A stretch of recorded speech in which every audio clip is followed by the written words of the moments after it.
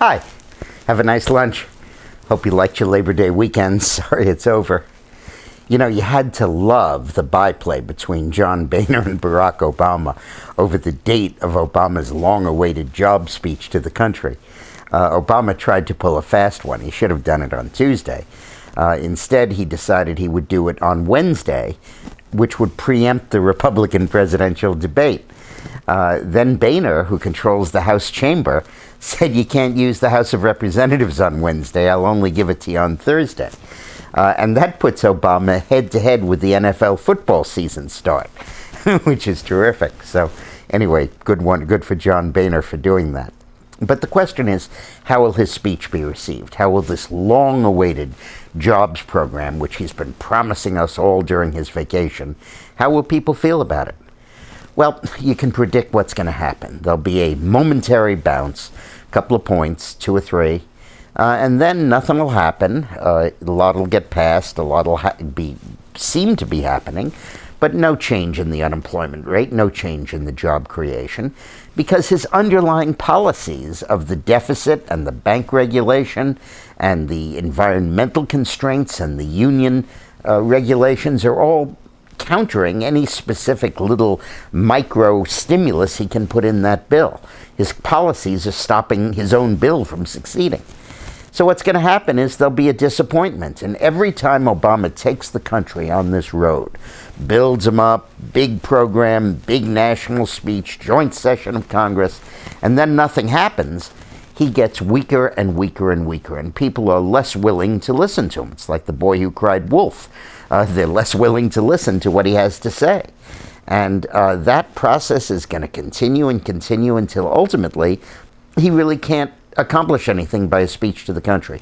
Just like we stopped listening to George Bush's progress reports on Iraq until they came true.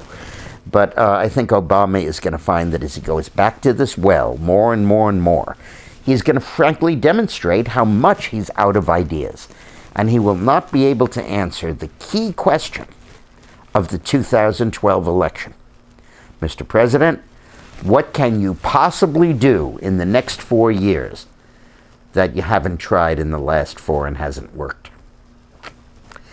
So, see you tomorrow. Now, tomorrow, they're going to have, Wednesday, there's going to be the Republican presidential debate, and I'll be tweeting during that debate. You can go to dickmorris.com, and every 60 seconds or so, you'll get my comment on what the guy just said, or that's a good point, or this was a stupid point, or this is what the guy really had in mind, and it's kind of fun. We had almost 40,000 people following it in the last debate. And then on Thursday, when Obama gives his speech, I'm going to be tweeting a reality check against his speech. In other words, as he talks, I'll be writing in the truth and the facts, and you can follow my rebuttal on dickmorris.com as you're following Obama's speech.